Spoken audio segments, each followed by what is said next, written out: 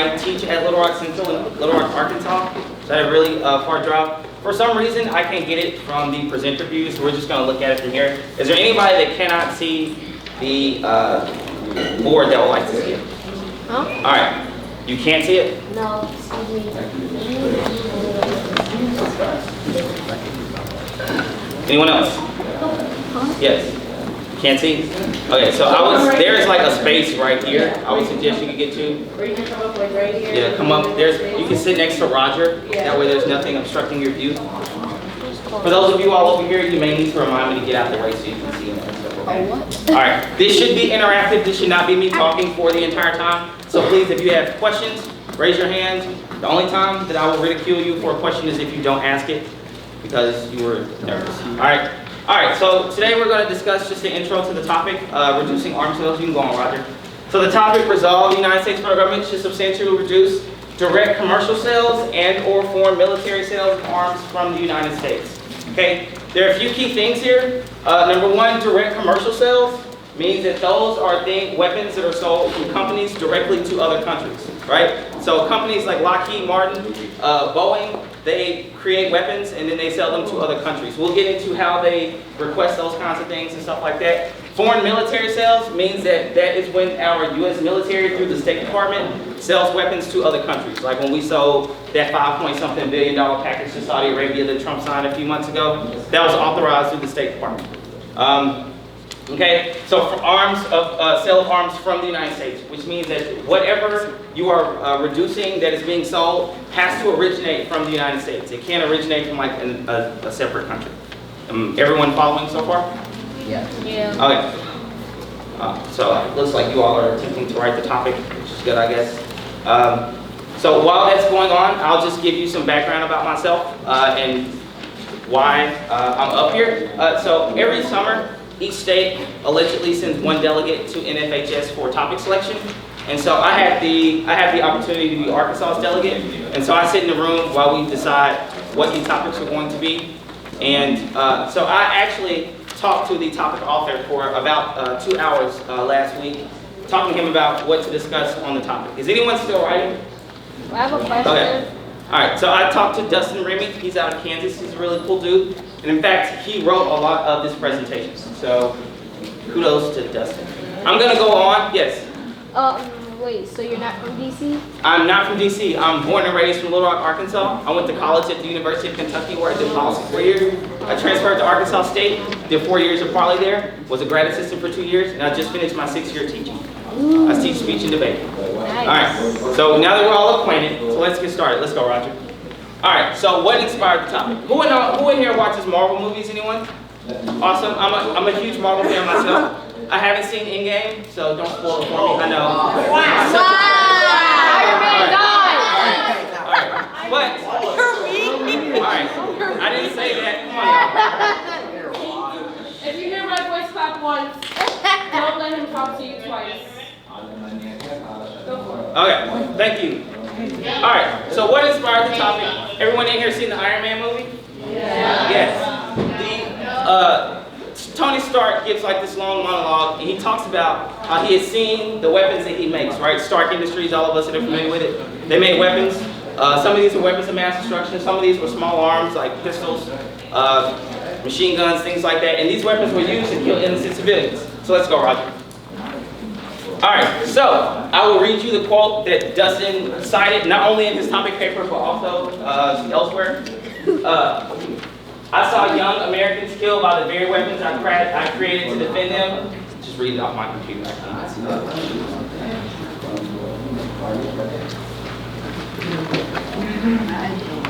Anyway, this is too small. Y'all know what Tony Stark said. Essentially, his sentiment was he saw young people being killed by the weapons that he made, and he thought it's his civic duty to stop making those weapons into. That's where Iron Man came from. He created the Iron Man persona so he would go to foreign countries and destroy the weapons that were being used against innocent civilians. So, let's keep going, Ron. Alright, so, I did not write this, Dustin did. He made sure he wanted you all to see what he looked like. So, the immature moron from Kansas that wrote the topic is, Roger, Dustin Remy. So, now we can fix a face to the topic. Let's keep going. Alright, so a little background on the topic. I'm going to give you some background some of you all would hear arguments about specific countries like Saudi Arabia. At some point, you're gonna close read that app in your labs. So I'm not gonna talk about that. I'll try to dance around other issues that are important or germane to the topic. So the first part will be kind of like a background of the topic. We'll discuss the Iran-Contra scandal. We'll discuss why we sell weapons to Taiwan, and also what our role in Central America is in terms of selling weapons, okay? If at any point I'm going too fast, or you think that I need to slow down, or you have a question, please just raise your hand so that I can answer. All right, so Roger.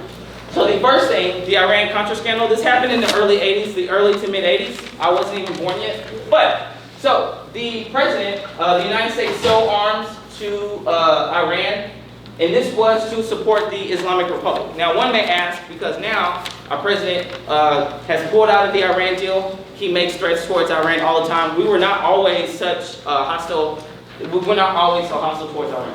And so a group of Reagan administrators decided, because Congress said that we can no longer sell weapons to Iran. And so what they did was that they sold, they conducted a study, and concluded the embargo was ineffective, and so Iran could always buy more weapons. So the administration said that the embargo that Congress had put on them was too restrictive, and that Iran would still find ways to get American weapons, which leads us to our next slide, please, Roger.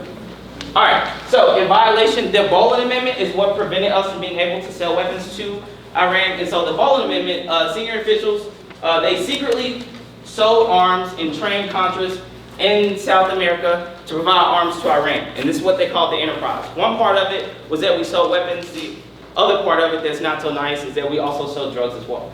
A common narrative of the Iran-Contra affair was that the U.S. sponsored arms sales to Iran beginning in 85. This date is important because justifications for the Reagan administration claimed that the secret arms shipments were in exchange for Iranian cooperation and the release of hostages held in Lebanon and Hezbollah in 1982, which begs the question, why are we selling arms in 1985 when these people were captured in 82? Okay, so one thing that this scenario alludes to us or tells us is that a lot of times administrations will find ways to go around Congress. Okay, and that might be something that you want to write down and think about a topic. Right now, the executive or the president has broad authority to determine what is available to be sold, what can be sold, and who we can sell them to, and under what auspices or what reasons we sell to them. Okay, so in the grand scheme of things, you need to conceive or think of the topic as how can we prevent the executive branch from just selling weapons to whomever they choose to. Does that make sense? Yeah. It does not, or it does? Okay, perfect. All right, let's go on, Roger, please.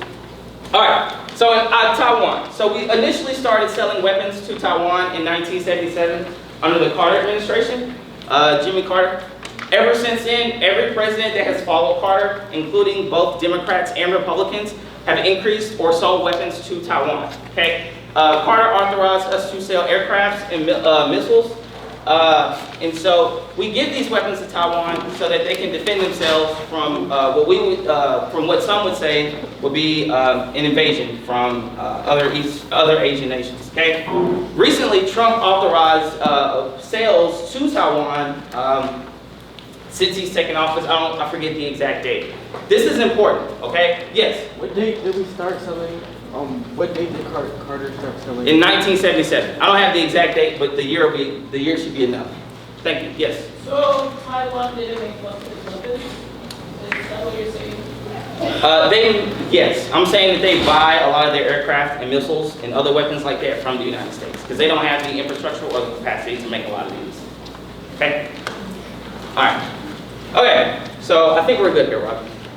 Thank you. So Central America. Okay, we also sell weapons to Central America. The United States, we give more small arms and ammunition to Central America than any other country does. And this is important. Okay, the market is always expanding, and it was expanding under Obama when he took office, and it has increased under Trump as well. Okay, so a lot of times, depending on some topics in debate, the way in which we approach those topics changes based on the administration. One thing that we found though with the United States is it doesn't matter if the administration is Democratic or Republican, we love selling weapons to people around the country, around the globe, okay? I say we as a country, not my personal feelings, okay? Some of these guns went to authorities who turned them on innocent civilians, and this is where the 2017 protests this is where they were originating from. Anybody remember during the election season, during midterms, last November, when Trump would talk about the migrant caravans and stuff like that at the border? Anybody remember this? Raise your hand. All right, awesome. So we have a frame of reference here for those of you all that rose your hand, and that is that we, a lot of those weapons that were used against those civilians were American weapons that were sold to these regimes or countries in Central America, and they in turn use them on their civilians, okay? Which begs the question, why do we sell weapons to people if we know they're just gonna kill innocent people with them, right? And so the violence, corruption, abuse in Central America are the biggest factors driving migration to the United States. And Trump has dedicated himself to curbing this issue at the border. And so these are the kinds of arguments that you want to think about, right? What are the ripple effects of us selling weapons to other countries, right? We sell weapons to Central American countries. Those Central American countries use those weapons on their citizens. Their citizens either flee or are caught in the violence. And when they flee to the United States. And when they flee here, we tell them at the border, we don't want you here. I don't say this is how we do in policy. And I don't condone it. But it's important to understand why those people are coming up here, right? And also we decrease the amount of aliens into them. But that's not important. All right, so I think we're good, Roger. Any questions so far? All right, so now we will discuss the current state of arms sales. What does the topic actually mean? And then we'll end it with are arms sales good or bad? I've always tried to tell my kids, both in my lab and at home, that sometimes it's a lot easier to conceive of the topic as like a general question. So, a lot of you wrote the topic down, so I'm gonna ask, who that's not in my lab, because they've already heard me repeat it a million times already, how would you turn the resolution into a question that should be answered by either the affirmative or negative? Anybody want to take a stab at this? Yes, please. Should the U.S. reduce arms sales? Should the U.S. reduce arms sales? Yeah. Yes. Anybody want anything, add anything to it? Yes, no, maybe so. What's your name, young man? Alexia. All right, Alexia, awesome, thank you. So yes, conceive the topic as, should we sell arms directly from government to government or from company to government to other countries from the United States? And what are the ramifications of that? So on one hand, we have to think about the economic benefits of selling weapons, right? It's good for the economy, creates jobs, GDP growth, increases the global economy, et cetera, et cetera, et cetera. But on the other hand, we have to think about the human value or the human impact of these weapons, right? That a lot of times these weapons will be used against civilians, they'll be used against innocent people, and in places like Saudi Arabia, for example. Of that huge package of weapons that we sold to Saudi Arabia, a few months ago, there was a bombing of a school bus in Saudi Arabia of children around your age, and there were 40 kids on this bus, and a missile that we sold to Saudi Arabia was used in the Yemeni war and killed all the young children and the bus driver on this bus, right? So to think about that for a second, it's should we be more concerned about the monetary gain for selling weapons, or should we be more concerned about how those weapons affect people? Okay, next slide. All right, so the current state of arms sales, we can go on again, Roger, please. All right, so right now, this is a breakdown of a lot of the major countries that sell weapons, or excuse me, sell arms in the world. As you can see, the United States is by far the leader of arms sales. Also, I lied to you yesterday, Trina, about our market share. The United States takes up right now, currently, almost 40% to about 37 to 38% of all the weapons that are sold originate from the United States, right? So, as you can see, Russia is directly behind us, then France, Germany, China, the UK, Spain, Israel, Italy, the Netherlands, South Korea, Ukraine, Switzerland, Turkey, and Sweden. Okay? Now, most of these countries on this list, some would agree, are not hostile towards the United States. But there are some that are. Russia, China in some instances, and we armed Ukraine. So, the question then becomes, if the United States doesn't sell weapons, who do you all think would increase their productivity and start selling? Yes? Russia. More than likely, yes, Russia. Who else? China. Yes, Russia and China are probably going to be the two people that, the point at which the United States stops selling its arms, they'll be the ones that will increase their production. Every other country on this list, while the countries out of Europe, right, France, Germany, the UK, they have the capacity to increase their weapon sales, but internally they have started having, putting more constraints on who they can sell to. So Germany and France and Britain, Great Britain, i.e. the UK, they all stopped selling weapons to the UAE and Saudi Arabia because of things like the bombing of the school bus, right? They saw how their weapons were being used against civilians, so they stopped selling those weapons to certain countries. The United States, on the other hand, we're supposed to have safeguards. We'll get into detail about why those safeguards all the time do not work. Okay, so the blue bar is what we sold from 2009 to 2013, and the black bar is what we sold from 2014 to 2018. As you can see, in the time period after 2013, we have increased our arms sales, and this is important, right? That under, I don't want to get ahead of myself. Let's go ahead, Roger, please. Okay, so that begs the question: if it's just if it were just military sales of weapons, then we wouldn't have to worry about this slide. But we also have to take into account what companies sell weapons and whom they sell them to, right? So as you can see, of the top 5 producers of companies that sell weapons, 4 of them, no, excuse me, yeah, 5 of the top 6, excuse me, all are from the United States. Lockheed Martin, Boeing, and a few other ones. But those tend to be the ones that get a lot of traction that people are more familiar with. Okay? Boeing also makes planes, the 737s that don't work. Yes? Wait, so those are the top buyers? So these are the top sellers. So when you think about like companies that make weapons and sell them to other countries, these are the companies that make the most amount of money from selling to other countries. Did I answer your question? Mm-hmm. Okay, perfect. All right, so as we can see, Lockheed Martin sells about $44 billion in arms, okay? And this is since 2017, all these numbers. The lowest figure up here is about $8.5 billion, which still is an absurd amount of money.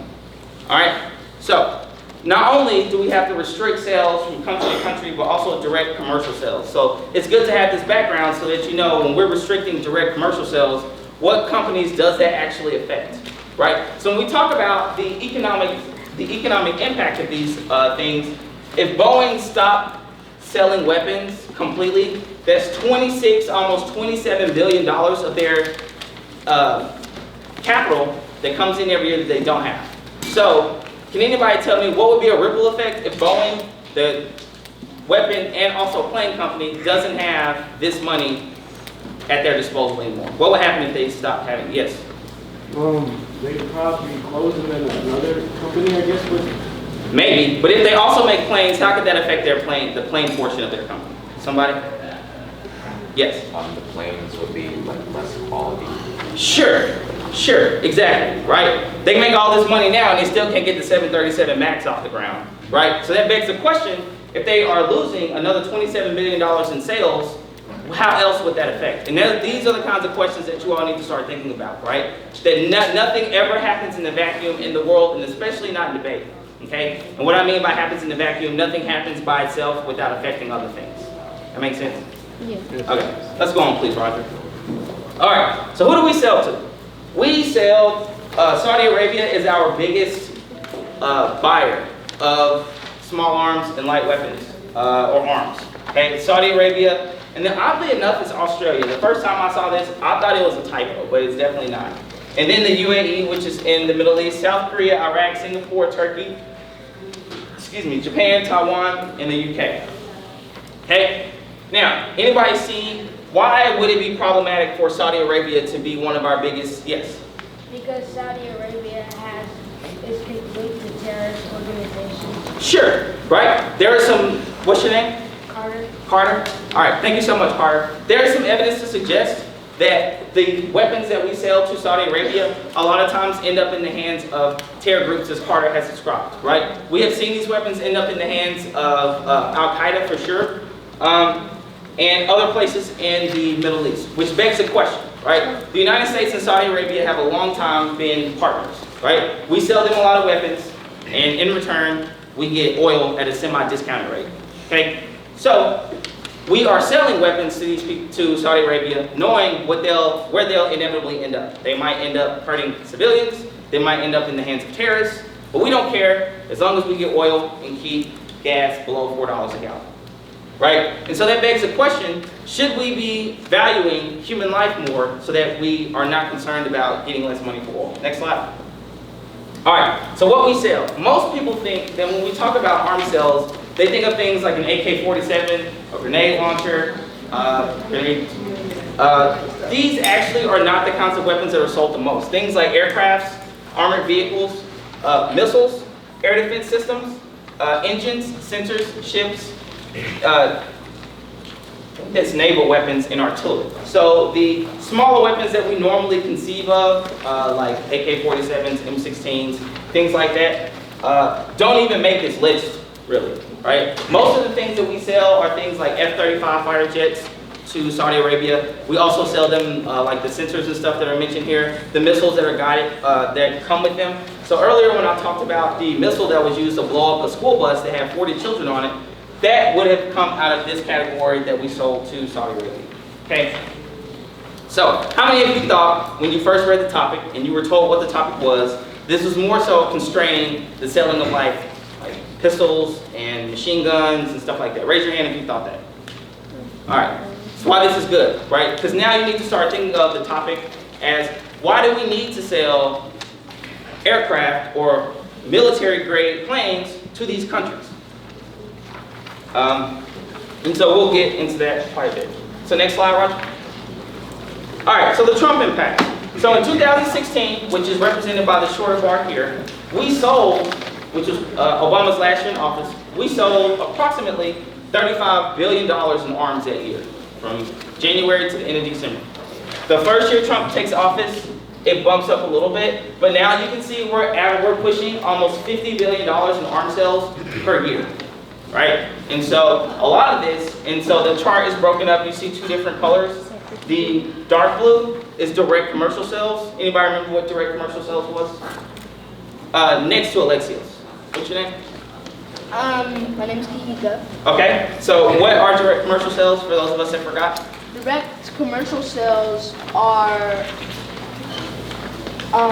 from a private company to a government. Excellent, thank you. Right, so we see this number skyrockets from about $5 billion to about a little over or a little less than $20 billion. Right, so in a 2-year time span, we've almost quadrupled or 4 times more than we sold before Trump took office. Also, you can see the amount of military weapons, military-grade weapons that we sell or have increased as well. Maybe not at the same clip, but it still increases a lot. And this is important. Yes, ma'am? I'm sorry, I can't see. What did it say for the 2016 about how much? Okay, so in total, 2016 was about $35 billion.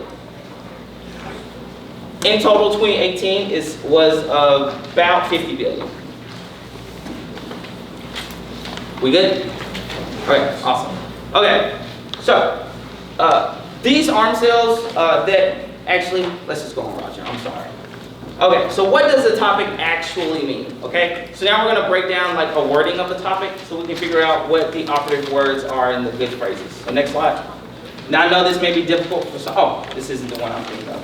So resolve. The United States federal government should substantially reduce direct commercial sales and or foreign military sales of arms from the United States. Okay, so why do we think substantially reduce is bolded in red here? Anybody? Take a stab at it. Yes. I wouldn't say, yeah. I'd say the resolution in totality is important, right? And there are certain parts that are important for different reasons, but it is a very important part. I would say it's bolded in red because, well, that's something that we really want. So we really want to reduce the arms sales. Yes, that's the action in the topic. This is the part of the topic that tells you what kind of action we take. Some years it's an increase, some years it's a decrease. This year it's reduced, right? So substantially reduced. So that makes, yes. So we sold them because we need this kind of oil, right? Allegedly. Okay, so why don't we just find another option for that and stop selling? Because a lot of the options, if we start to produce oil more on our own, we have to resort to things like fracking, which is awful for the environment, or offshore oil drilling, which we've learned is awful as well. I think it's like not oil. You mean like transition away from like? Yeah, because I completely agree. But the problem is that the oil industry and lobbyists are so like ingratiated in Congress or married to them that they will do anything to protect oil and coal and like all the like parts of the energy sector that are terrible for the environment. That makes sense? Okay. Yes. so I know there's like a few vehicles out there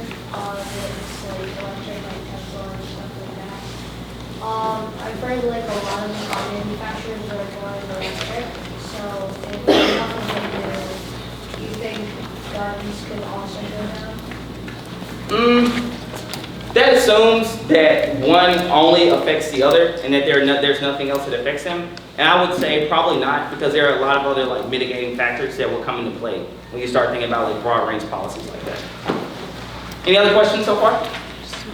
All right, so substantially reduce, this is the action portion of the topic, right? So would an affirmative, would it be okay for an affirmative to increase the amount of weapons that we sell? Obviously not, thank you, because we need them to reduce. Direct commercial sales we've already discussed, and foreign military sales we've already discussed. Arms from the United States is important as well. There are some companies that have, warehouses or manufacturing places. Some companies have these manufacturing places in other countries. And so that begs the question, should we reduce the amount of sales from those companies even if they produce their weapons away from the United States? Anybody care to answer that? Should we allow these companies that make weapons offshore or not in the United States, should they be covered under the topic? If they're owned by the United States, I guess. But if they like, since they're their own private company, we couldn't really do anything in the guidelines of like Congress and stuff because it's not technically ours. So you're saying if it's a private company, we can't do anything? If it's a private company on American soil, yes, but if it's a private company not on American soil, we can't really do anything. Sure, but what if like it's a private company that is located or headquartered on American soil, but we also have like manufacturing plants in other places? Then yes, I feel like we can stop that. Because Okay. Alexios? Yeah, I agree. I think if the jurisdiction of it falls under the U.S. and the revenue goes into the U.S., then it should be regulated. Yes, I would agree with you. And I think Dustin, the topic author, would agree with you as well. His intent was that even if a company doesn't manufacture all of their weapons in the United States, that as long as they are headquartered here in the United States, then they are still bound by U.S. laws, which means that any action that you take to reduce direct commercial sales still affects those companies. Okay? Anything else in the wording of the topic seem weird to you all, or you need explained? Okay, the and or here is important as well, because you could do just affect military sales, just affect direct commercial sales, or both. Okay, so that's just something to keep in mind. Next slide, please. All right, so arms from the United States. Again. All right, so this begs the question: what are arms? Arms transfers, the international transfer of military equipment. This includes weapons of war, ammunition, support equipment, other commodities designed for military use. Among the items included are tactical guided missiles and rockets, military aircraft, naval vessels, armored and non-armored military vehicles, communications and electronic equipment, artillery, infantry weapons, small arms, which includes things like pistols, machine guns, M16s, ammunition, other ordnance. These would be things like explosives, parachutes, and uniforms. So, how many of you expected things like parachutes, uniforms, electronic communication equipment to be included in arms sales? Like you knew that that would be included in the topic. Okay, you all are way better than me. When I read the topic originally, I thought it would just be weapons and not things that included aircraft carriers, like naval vessels, or like armored trucks, tanks, things like that. Dual use equipment, you'll hear that term a lot, so you just need to make yourself familiar with it. Dual use equipment essentially means that it can be used for both military and non-military purposes. Okay? Dual use equipment means that it can be used for both military and non-military purposes. I'm going to say it again because I think it's important and not enough of you wrote it down. Dual use technology means that it can be used for both military and non-military, i.e. civilian purposes. Okay? And so, so we've gone over that. Okay? So this is important because a lot of the arms that you all will attempt to reduce if you're affirmative or not want reduced if you are negative will a lot of times be dual use technologies. Okay? So you need to make sure you're familiar with this.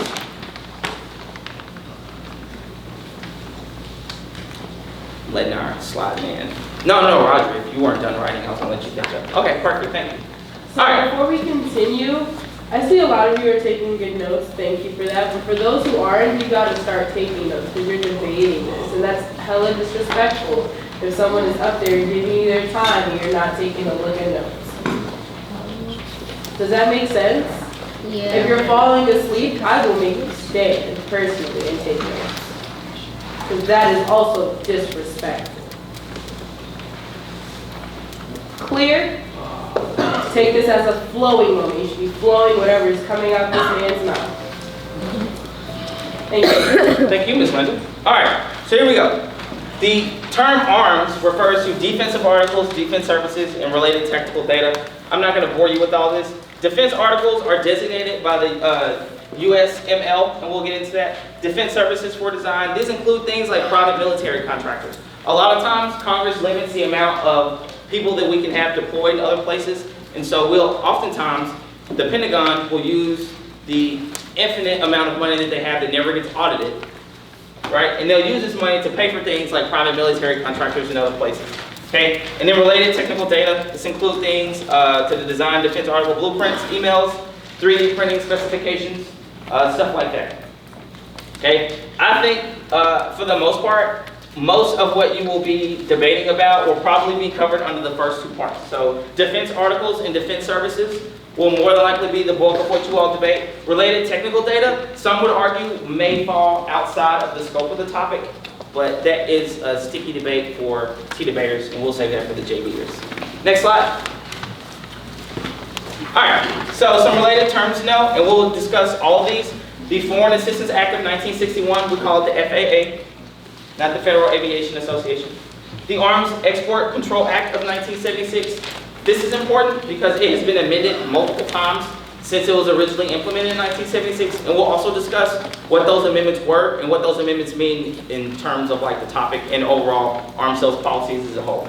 And we'll also discuss ITAR, which is International Traffic in Arms Regulations, the U.S. Munitions List, USML, we referenced that earlier, and also the Security Assistance Management Manual, okay? So you don't necessarily don't feel the need to write all these down now because we're going to discuss them going forward. Roger, you good? Thank you. All right, so the Foreign Assistance Act of 1971. Essentially three big things. We grant aid, military education and training, and excess defense articles. This is important because excess defense articles, what is something in excess? Anybody want to tell me what it means for something to be in excess? It's just, there's a lot of it. Yes, you have too much, there's an abundance, you have more than you need, okay? So excess would imply that whatever weapons or arms that we have that we aren't currently using, those are the ones that will be sold under the Foreign Assistance Act of 1961.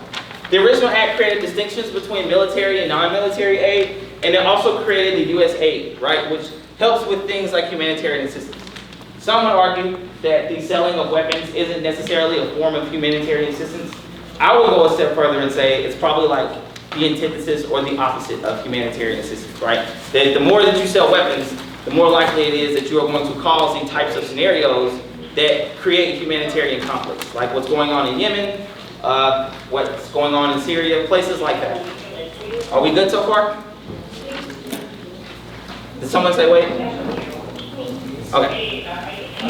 Yes? Could you just go over again what the Foreign Assistance Act did? Yeah, so essentially it just created the two distinctions between military and non-military aid, and it created what we understand as USAID, or USAID, which governs how we give humanitarian assistance to people. And it also said that any excess defense articles that we have can be sold under the aid package. That makes sense, Alexia? Yeah. Okay, perfect. So we're good now? Sweet. All right, next slide. All right, yes. So there were some amendments in 1974, and so they clarify how and why arms can be sold. Now this is important, okay? Because up until this point, I've talked about why do we sell weapons, and nobody has even thought to ask me, what are the conditions of which we sell those weapons? Like, is there a checklist that countries have to meet in order for us to legitimately sell them weapons? The answer would be yes, okay? So it has to be solely for internal security, right? So we're gonna start a list. The 1974 amendments, these are all things that you all probably need to write down. It clarifies that a country cannot buy weapons from the United States unless it is for internal use or internal security, which means that like protecting their citizens within their borders, right? So an example of that, yes? So, in Saudi Arabia or Central America, the U.S. is selling arms to them and they're killing their citizens. Why does that not violate that? Sure, yeah. There has been an unspoken doctrine that kind of got like implemented in the policy, which we call the no knowledge. We call it the no knowledge standard. And essentially what that means is that we won't ask. A lot of times we won't even ask the other country, what do you need it for? As long as they say we need it for internal security, we'll take them at face value, right? So we never inquire, because the more questions that you ask, the more likely you are to get an answer that like eliminates them from being able to sell weapons to them. That makes sense, Josh? Okay, yes. Okay, so why don't we just sell it to the government and they distribute it, so we don't have to deal with that? I'm glad you have such a positive outlook on governments in the world and how they run. But unfortunately, we sell directly to governments and they end up being the ones that give the weapons to these terrorists. They end up being the ones that use them against their own civilians. But if we're, okay, so Saudi Arabia and us, we're not friends. No, they're a regional ally. We sell weapons to them. A lot of times we get oil. Yes, but also we get like intelligence about the Middle East. They're kind of our only real friend in that part of the globe. And so it's kind of like you have like frenemies, right? Like people you're cool with, but like, man, I'm not sure if I really like this person. And they're kind of like a means to an end kind of thing. That's kind of how we view our relationship with Saudi Arabia. We know that they do really messed up stuff, but we also know we need them, like when it comes down to it. So do they like profit off of it? Oh, for sure. So we're good now? All right. Okay. For legitimate self-defense, so so that's number 2 on the list. So the first thing is internal security. The second one is legitimate self-defense. So if they are being threatened to be invaded by another country, then they can buy weapons for that. And participate in regional or collective arrangements. Regional or collective arrangements essentially means that they are working with other nations to create kind of regional cooperation. So institutions like NATO, the EU, the African Union, these are all instances that would fall under the participation in regional arrangements. Okay, so is your hand up, Ben? Okay. So if a country wants to buy weapons so that they can be more engaged in NATO and peacemaking processes, then that qualifies under here as something that we can justify selling them for. Roger? Did I go too fast for something? I did? All right, go back one, Roger, if you don't mind, please. Okay, so I know sometimes it may be intimidating to ask questions here, but after this lecture is over, if you have questions, please just come up to me and ask me. I'm fairly easy to talk to. I think the people in my lab would agree, would y'all not?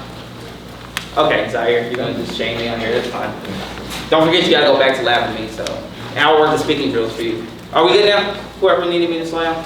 Yes, ma'am. What's the last one? On this list, we've only gotten to 3 so far. So, internal security, legitimate self-defense, and regional cooperation. Yes? Regional, my bad. I slur my words sometimes, I'm sorry, Roger. So regional, not reasonable cooperation. Yes? So what's a regional or collective? What's an example? Yeah, an example of that would be like NATO. So a country buying weapons so that they can be more active in peacekeeping operations within NATO or the UN, stuff like that. Next slide, Roger. All right, so. No, go back one. You were right. Yeah. Otherwise, to permit the recipient country to participate in collective measures requested by the UN for the purpose of maintaining or restoring internal peace and security, or for the purpose of assisting foreign military services. Essentially what this means is to fight a war, right? To assist other countries in a war is also a legitimate reason to buy weapons, okay? But it has to be legitimate under the United Nations and all of their articles or whatever, okay? The problem here though, the United Nations stipulation, a lot of times, the United States isn't really a lot of times engaged in the decision-making processes unless it directly affects us on the Security Council. And so a lot of times resolutions will be passed that would kind of affect the way or should affect the way that we sell weapons, but because we're not as engaged as we possibly should be, then we don't take that criteria into account. That makes sense? So then that begs the question that there are some laws on the books that we just outright ignore. Right? So if you're negative, That's a question to ask the affirmative. If we don't abide by the rules that are set forth now, what makes you think we're going to abide by whatever you just read for 8 minutes in the 1AC? Next slide. To construct public works and engage in other activities, blah, blah, blah, blah. So essentially, the last thing that is okay to buy weapons for or buy arms for is for economic development of your country. So maybe you need to flatten a bunch of land, and so you buy some tanks, things like that, heavy, things like tanks. I just can't think of the word right now, brain fart. But so you buy things like that, which in theory, why would you buy a tank to like flatten lands? But for some places, that may be more strategic for them than doing other means of construction. Okay, next slide. So the Arms Control Export Act. All right, the Arms Control Export Act of 1976 grants authority to regulate the export of defense articles and defense-related services to the executive branch. Okay, this is important. So essentially, all this convoluted language means that we give the president the authority to decide who we sell to and what we sell to. Okay? Can anybody give me a reason why that might not be a good method to ensure that we sell arms correctly? Yes. Okay, let's just take your whole political bias away from it. But let's assume that the president, even if the president didn't sell, right? Why would that still be bad? Because you don't have other people giving input on decisions. Yes, if it's just one person making decisions, then they can sell to whomever they want. Anybody got anything else? Yes. Give them too much power. Yes, way too much power. Back in the back. They may not make the right decision because they don't have anyone to advise them, or Yeah. the country, they may see a country as a big country, but they don't see past that and Sure, and I think Saudi Arabia is a good example, right? That Trump has increased our weapon sales to Saudi Arabia, even though they're actively involved in the Yemeni war, even though they killed a journalist that wrote for the Washington Post, and we did nothing about it. We didn't reprimand them, anything like that, right? But what about this scenario? Yes, Roger? Yes, and this is important, so we'll get into that. It also requires that Congress be notified of major sales. The problem here is that the language of what constitutes a major sale is kind of a gray area, right? Is it a numerical value? Some would argue yes. Is it based on what we sell, right? So if we just sell like $1 million in pistols, does that really matter versus like a few $1 million in aircraft and military? That makes sense? Okay. Also, Congress can block a sale through a joint resolution of disapproval. Now, this is where we all think that government works how it should. That's cute and all, but that's probably not true in practice, and here's why. After the killing of Jamal Khashoggi, both the Senate and the House passed a resolution of disapproval saying, essentially, we agree with the CIA conclusion that you all ordered the killing of this journalist because he said things that were not welcoming of the Saudi Arabian regime. The problem here, though, is that Congress passed a joint resolution and Trump still found a way to authorize $5 billion worth of sales to the Saudis after this joint resolution of disapproval, right? And this is where I'll talk about there are laws on the books that in theory should work, but in practice they don't, okay? That makes, yes, Zaire, and then we'll come back to you. So based on what you're saying, it seems like that the problem is the system is maybe Trump. No. I think on this topic, it would be so easy to use Trump as a scapegoat, and I don't think that's fair. The problem is the way in which all these laws are constructed. If I'm president and I say, I don't want us to sell weapons to anybody, so I make an executive order, we ain't selling to anyone, right? I'm in office for 8 years, hopefully, and then I leave.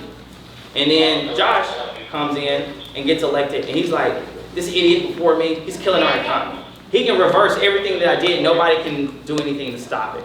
You know what I'm saying? So sometimes it depends. It changes from administration to administration on who's president on what our actual policy is. Okay? And this is important. Next slide. Yes. No, I'm sorry. Their question and then you.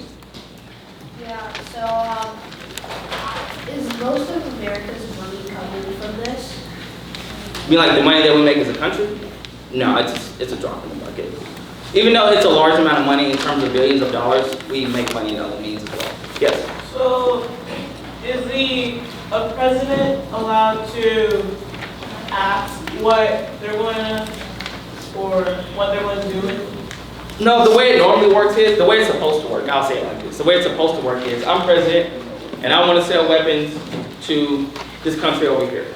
And so I give them a shopping list, and they say, well, we want da-da-da-da-da-da. And I take this list over to Congress, and I say, look, this country over here wants to buy these weapons. Are y'all okay with that? And then they can either approve it or not approve it. What could the president say? Can they say, if you're going to use these, can you not sell it to terrorists? Yes, and that's part of the stipulations. That's why they talk about like internal security and like regional cooperation.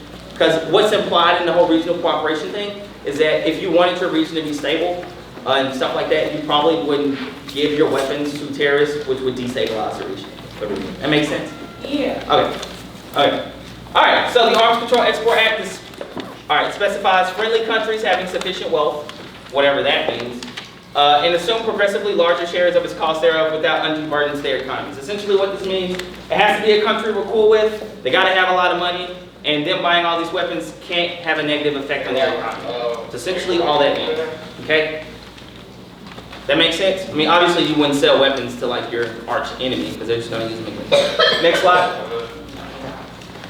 All right, so this is where things get dicey, and we wonder, how do our weapons end up in the hands of terrorists and things like that if surely we're tracking these things, right? Anybody thought that? They're like, surely we're selling weapons and tracking them. Anyone thought that? Raise your hands. Okay, I thought the same thing too. And in theory, we're supposed to be tracking these weapons, but in practice, we don't, okay? We're responsible for the continuous supervision and general direction of sales, leases, financing, cooperative projects, exports under the Act, including but not limited to, and then it lists all this stuff. So essentially, we are supposed to be tracking and making sure that when I sell these weapons to Roger, I'm not just supposed to take Roger at his word and say, yeah, I'm not going to give them to these people that you're not cool with. But what happens is I sell these weapons to Roger, and then there's no verification. We don't come back and say, that $1 billion of weapons that I sold you, what you been doing with them, right? We just sell the weapons and forget about it for the most part. And this is important, okay? That's how the Saudis are able to buy mass amounts of weapons from us, and those same weapons end up in the hands of like terror cells and stuff like that. Next slide, Roger, please. All right, one massive restriction. We must take into account whether the export of an article will contribute to an arms race. All right, so these are reasons why we can't sell arms, okay? If it will contribute to an arms race, anybody not know what an arms race is? Okay, I got you. An arms race means, okay, can I have 3 people just stand up? Just stand up real quickly.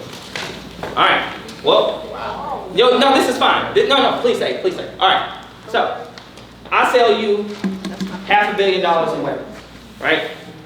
And then you're like, oh my gosh, like I need weapons too. So I want to buy $1 billion. And you're like, I got deeper pockets in all of them. I'll buy $2 billion worth. And it starts to snowball. This is what y'all can sit down now. This is what we call an arms race, right? That all these countries involved, you can sit down now. All these countries involved are trying to buy more weapons than the countries around them because everyone thinks that the more weapons we have, the more secure, the more safe we'll be. That makes sense?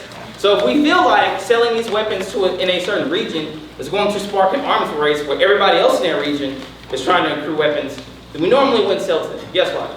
So is it sort of like a bidding, or do you just like give on weapons over time? No. The way it works is depending on the type of sale, if it's a direct commercial sale or foreign military sale, there's a mechanism that we use to go through that. And that's actually in here, so we'll get there. Yes? Wouldn't it be good for us if more people were buying?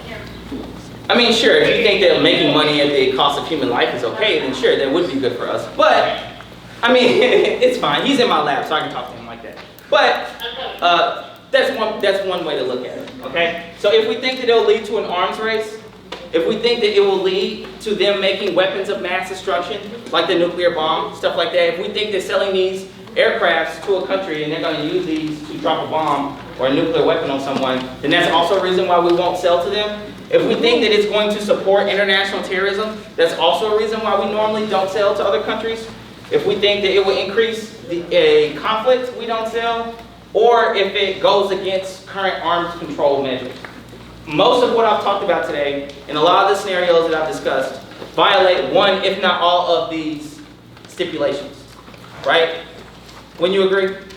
Right? We sell weapons to Saudi Arabia, but somehow magically they end up in the hands of terrorists. We sell weapons in the Middle East, and somehow we tell ourselves so we can sleep at night that this doesn't lead to an arms race in the Middle East, where the other countries around that region feel the need to arm themselves because we arm Saudi Arabia so heavily. Does that make sense? Okay. Next slide. All right, the Trump effect. So the Convention Arms Transfer, this is the executive order that Trump signed, authorizing the weapon sales to Saudi Arabia, right?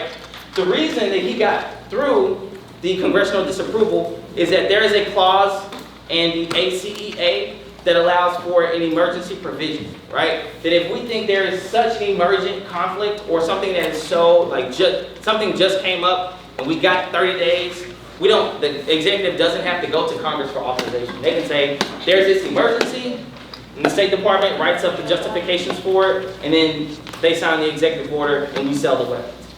The most recent arms transfer that we sold to Saudi Arabia was via the emergency clause method, okay? So for some of you that are affirmative, you may want to find ways or think about, how does my affirmative restrict the executive branch to not just sell weapons at their discretion or whenever they feel like it, okay?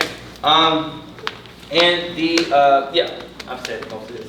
And also allowing us to sell weapons to Saudi Arabia, it also rolled back the Obama restrictions that restricted us from selling weapons to both Nigeria and Bahrain.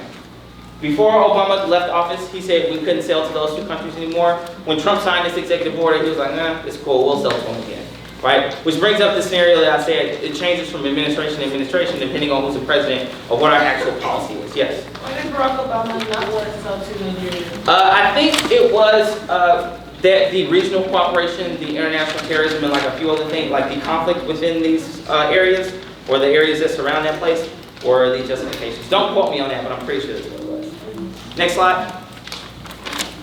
All right, so offsets agreements are agreements made by the defense contractor to help a country buy U.S. arms.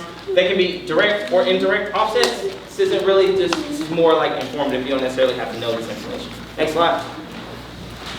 All right, so the Arms Trade Treaty. It's a global treaty signed in 2013.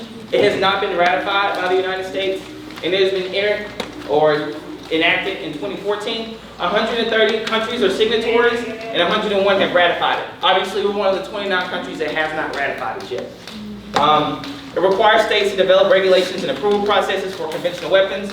Does not forbid sale, but requires greater transparency. Essentially, what that means is we have to come up with guidelines on who we sell to and for what reasons. And then we have to find ways to make sure that we're tracking it and telling the world these weapons that we sold are being used for these purposes, blah, blah, blah, blah, blah. Requires risk assessment prior to a sale, whether the arms transfer would be destabilizing, okay? This is important because what is happening under Trump, he's trying to streamline this entire process while also simultaneously slimming down the State Department, which essentially means that a lot of this risk assessment doesn't happen. It also means that a lot of the transparency doesn't happen as well. Yes? What will happen if we actually track the arms and they're not used for the regulations? Will we just go there and like... What if we did what now? What if we actually tracked the arms and we found out that they weren't used for what we like it was something? Well, I would tell you that current policy would say we just keep selling anyway, because that's what we do. Is that okay? I don't think so personally, right? And so I think that's one of the questions that we have to answer as a topic, is even though we have certain policies in place, what can we do to strengthen those policies or create new ones that have safe measures that actually get enforced? That makes sense? Yes? Is your hand up? Oh, okay. My bad, Mark. Next slide, please, Roger. All right, so firearms exports. Trump is proposing to move small arms off the U.S. munitions list and the commerce control list, and move them to the commerce control list. And this is what I was alluding to. Right now, there are two lists. The U.S. munitions list lists all the types of munitions that we sell and also aircraft and things like that. The commerce control list lists just about everything else. And so they each have different sets of guidelines. They mirror each other in some ways, but they're different in other ways.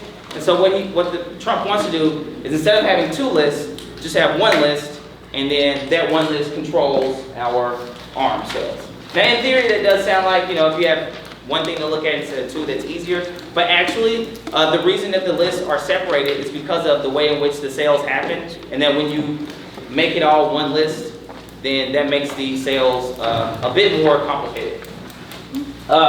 In February of this year, Congress was notified that small arms were moving to the Commerce Control List, which should have started a 30-day clock, but Senator Menendez placed a legislative hold on it, which essentially means just kind of like stalling Congress.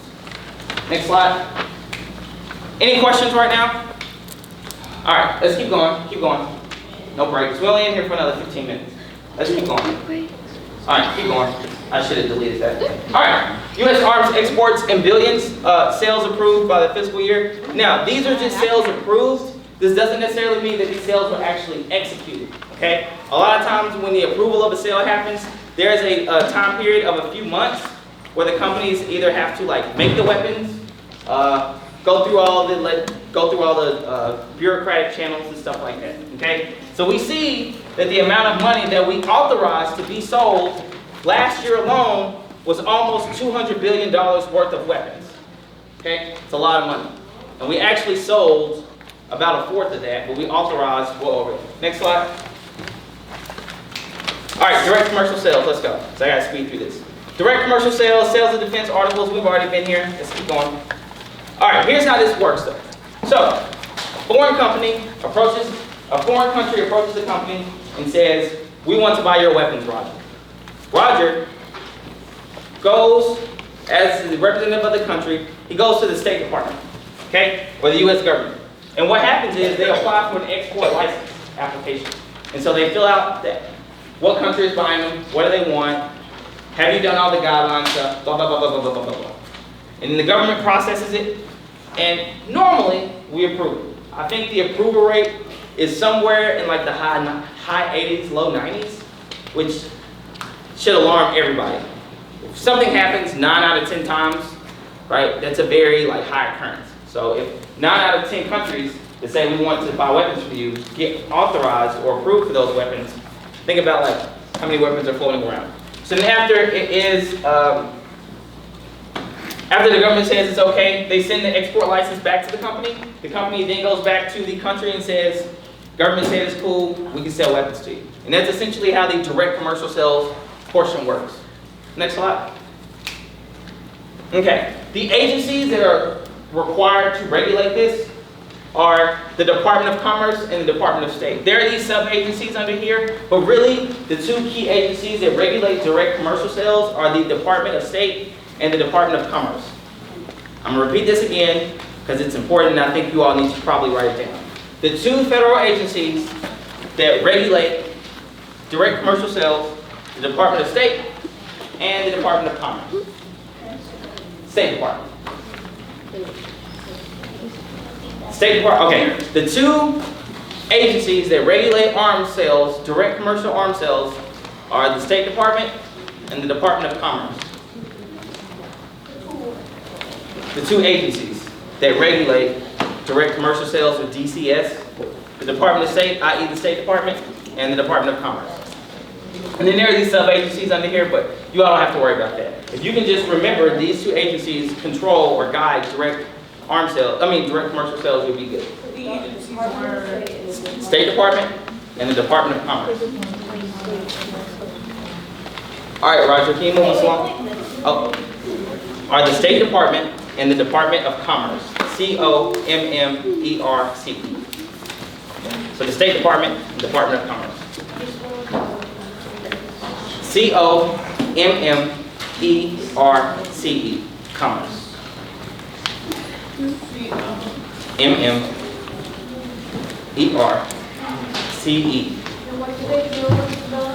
They're the ones that regulate direct commercial sales.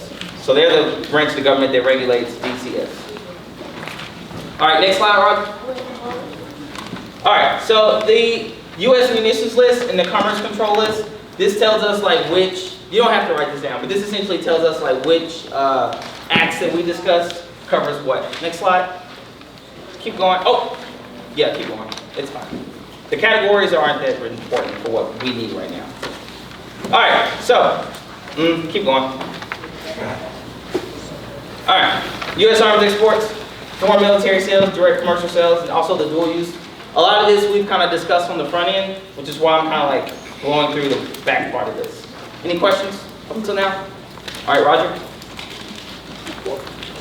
All right, I've already explained this. Let's keep going. All right, FMS, or foreign military sales. Let's go. All right, U.S. security assistance authorized by the AECA, conducted on the basis of formal contracts or agreements, blah, blah, blah, blah, blah. Next slide. Here's how we go. So a letter of request goes to comes to the United States from country to country. Normally it happens, it goes directly to the State Department, and whatever it comes to the State Department. So a country will send a letter of request to the State Department saying, we want to buy this package of weapons from you. And then what happens is the State Department says, okay, well, we'll evaluate this based on this criteria that we discussed. The things that have to be in there, and the 5 things that can't be in there. And assuming it's accepted, they get their letter of acceptance. So then the contract is ironed out, their services, and then they're paid. Sometimes in stocks, sometimes in cash. Excuse me, it just depends. They also do credit procurement, but that is a very convoluted method of sales that I think doesn't need to be explained. Yes? Is there any fee for what is going into the company? No. Which is important, right? So anytime you all start to hear arguments and they say, well, it's just good to know that direct commercial sales are governed by the State Department and the Department of Commerce, and that military sales are governed solely by the State Department. Yes, What do you mean Omar? pay them in stocks? Huh? What do you mean by them paying us in stocks? Just transfer stocks. We want to buy $1 million worth of weapons from you. Instead of me giving you $1 million in cash, I'll give you $1 million in stocks of a certain company, which in theory would be worth more money over time. Next slide. These are sub-agencies controlled by the Department of State. As long as you understand that the State Department governs foreign military sales, your money. All right, next slide. We're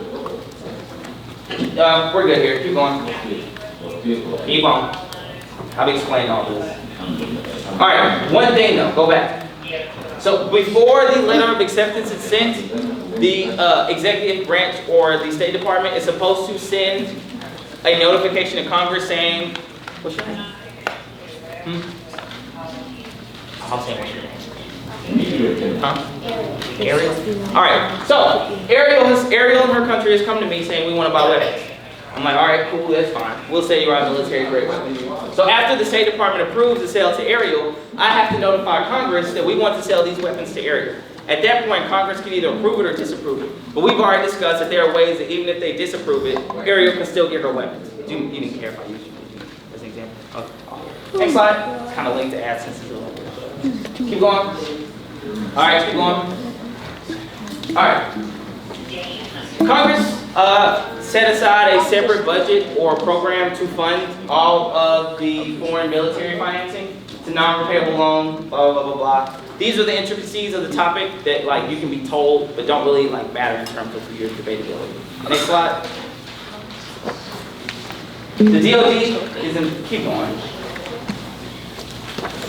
All right, so just a quick review, right? For those of us that find things or charts to be a lot easier to look at, I always do instead of just a bunch of words on the screen. This helps, right?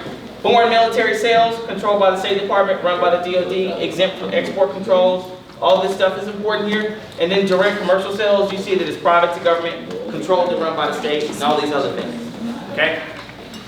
You want to get this? All right. So, I would suggest everybody, if you want to, go ahead and write this chart down. Ideally, if you don't get the chart, there's probably somebody in your lab that is writing it at the moment. So, swear one for all and all for one. Yeah, we should So, get it from them. We've got Let's get it from them later. about 8 minutes or so left. So, we do need to get to the back end, but I'll wait here for another minute or two for you all. I'm sorry, yes. Huh? I could really. Am I using what? Okay,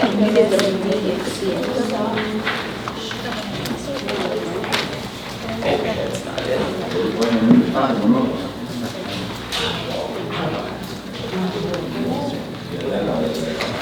I know you have to do like back support. Sorry. I don't understand. Or military service. Yes. Sure. Okay. Who in Novice Lab 1 has this written down? No. Anybody in Novice Lab 2 have this written down? All right. What about 3? Anybody from 3 have this written down? What about 4? Anybody from 5 have this written down? Okay. Nobody can read it. How about this? Take a picture of it real quick on your phone. Oh, I didn't know we were allowed to. That's what All right, hey, it doesn't take a lot of talking to take a simple photo. Now, there should be at least one copy of this photo in lab, so you can either text it to your lab mates, airdrop it, I don't care. But now we've all got this, so now we can collectively put our phones up now. Let's all put our phones up now, so we can move on. So if your phone is not away by the time I get to one, I'm taking it. 3, 2, 1, give it to me. Sit down, Wiley. They don't listen. They don't listen. Roger. They don't listen. It's okay, pass it. I'll give it to you loudly. Yeah. Thanks. Keep going. We're at the end, I promise. All right. Someone will rejoin him. I feel like someone will rejoin him. All right, y'all. Okay. Here we go. Reduce. So the part of the topic, reducing arms sales can be we're not going to authorize or deny exports. We can strengthen export controls, embargoes, a numerical ceiling, give more conditions on sale. All these are ways to reduce arms sales. No, you're good. All right. So reduce doesn't necessarily mean we stop. Reduce doesn't just necessarily mean we won't sell anymore. It can be we make it harder to sell weapons, etc., etc., etc. All right. Next slide. All right, are arms sales good or bad? What side, before you answer this, what side do you think I follow? Good. Bad. All right, sure. All right, next slide. I don't think that it is necessarily all one thing or all another thing. I think that most things in life, there's a lot of gray area, which means that there's a lot of positive and negative, okay? Sales are good. Now, so, reasons why we think arms sales are good. So I'm going to list these and explain them fairly quickly. Stronger alliances. So what we mean by that is building regional cooperation. I feel like that if I sell weapons to Ariel's country, I can in turn use that relationship that we established to convince her to do certain things, or she can use that relationship and vice versa, right? So it is a way to build bonds or alliances with other countries. So if I know, let's take Ben, for example, who's in my lab. If I know Ben's country is in dire need of weapons, and Ben and I don't have the best relationship, I can say, look, come to you, I know you need weapons, you can buy these weapons from us, and in turn, we can use this weapon sale as a foundation for our relationship as two countries, right? And that's a lot of times what we use these for, right? We also do it to crowd out other sellers. Specifically, we use it to crowd out both Russia and China. Okay, Russia is expanding their sphere of influence in the Middle East a lot. They're involved heavily in the Syrian war, and so we sell a lot of weapons in that region to make sure that people know who the dominant hegemon is in the world, i.e. the United States. Our reason for selling against China is that we are using it to compete against them economically. It reduces proliferation. One of the arguments is that if people have access, or countries have access to weapons that we sell, then they're less likely to feel the need to make like a nuclear bomb, okay?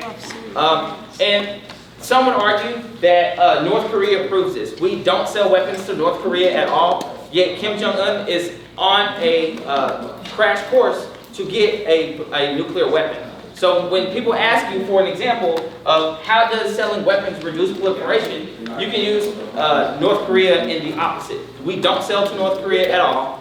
Yet, they are pushing to get the nuclear weapon, right? So that lends itself that to more countries we sell to, those countries are less likely to feel like they need a U.S. weapon of mass destruction. U.S. credibility, okay? One of the things that we use weapon sales for is to give ourselves credibility in the international world. We feel like that if we sell weapons to countries in need, it will be looked on as like an act of benevolence or something good, that other countries will say, oh my gosh, look at the United States. They they don't suck as much as we think they do. Essentially, yes. If that's, crowds out other Sellers. Yes. Crowds out other sellers. Yes, Rob. Stop.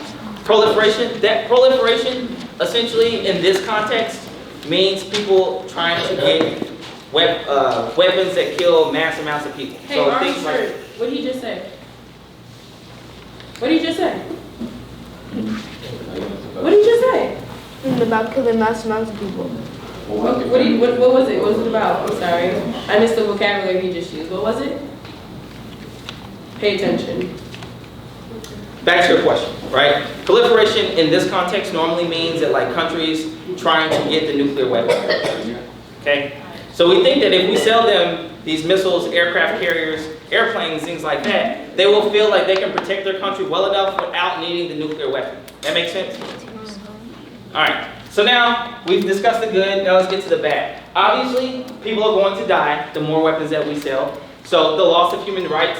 Also, it threatens our security. When we talk about countries like Saudi Arabia giving their weapons to terror groups and stuff like that, that uniquely like threatens the United States security, both here at home and abroad, in terms of like our military places. We outsource jobs, right? One of the reasons, some people argue that weapon sales are good because they create jobs. A lot of these jobs that are created aren't created in America. They are outsourced to other places where these manufacturing plants are, and the jobs are created elsewhere, not in the United States, which is the reason why selling weapons is bad. It threatens our hegemony. I've discussed that. That's kind of in line with threatening our security. Crushes soft power also. When we stand up in front of the world and we say we are here for human rights, etc., and we're here to protect people that need protecting, and then we sell weapons that are used against those people that need protecting, that kills our credibility, right? If I were to get up here, if I had gotten up here and stumbled the entire time and told you that I was a semi-expert on the topic, yet I sounded like I did not know what I was talking about, nobody in here will find me credible, correct? Right? And that kind of is the same line of logic that other countries use when they see us selling weapons to other people, but we're supposed to be a country that like upholds human rights above all, allegedly. Blowback and terror, moral culpability. Entanglement in future conflicts is really important, right? Sometimes the weapons that we sell end up in the hands of groups, terror groups, and a lot of times end up being used against us. At some point in the Clinton administration, it may have been, no, it was before Clinton. I can't remember which president, but at one point, we used to be buddy-buddy with Osama bin Laden, okay? We funded a lot of things that he did, and we actually gave he and his group weapons at one point to arm themselves against what we saw as an oppressive regime. Fast forward the clock 20, 30 years later, 9/11 happens in 2001, right? And some would argue that we planted the seeds for that to happen. That our policies of giving weapons to certain groups of people without vetting them properly, without making sure they're going to use them in ways that they should, entangles us in future conflicts. Because immediately after 9/11, we invade Iraq and Afghanistan. Yes? So we technically put this on ourselves? Yeah. Some would argue you're correct. It's all about perspective. All right, and then change the dependent on the country, which essentially just means when we sell weapons, we take the United States oftentimes takes a stance of, well, we sold them to you, what you do with them is your business, right? And that's a way for us to attempt to wash our hands of the bad stuff that happens from what we sell. That makes sense?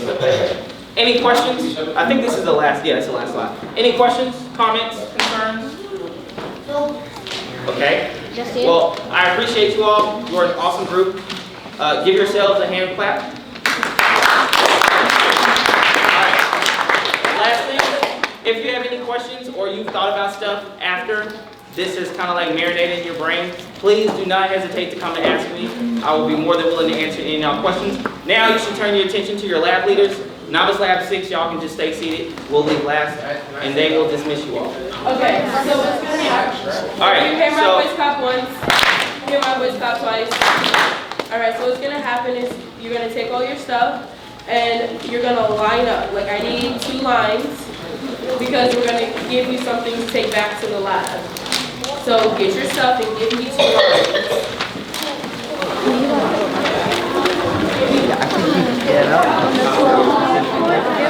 Your butt is frozen, isn't it?